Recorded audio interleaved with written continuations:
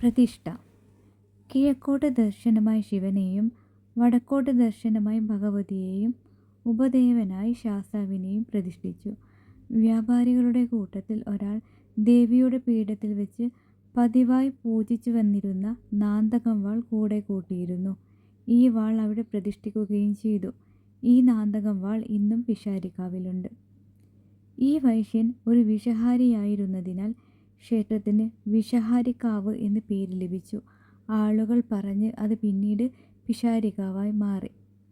ആദ്യം ശിവക്ഷേത്രമായിരുന്നെങ്കിലും ഇപ്പോൾ പ്രധാന മൂർത്തി ഭദ്രകാളി. ദർശനം വടക്കോട്ട്. വടക്കേ നടയിലൂടെ ആർക്കും പ്രവേശനമില്ല.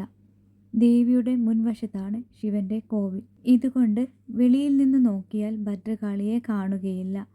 സ്ത്രീകൾക്ക് ശിവന്റെ കിഴക്കേ നട വഴി പ്രവേശനമില്ല. തെക്കേ നടയിലൂടെ അകത്തു കടക്കണം.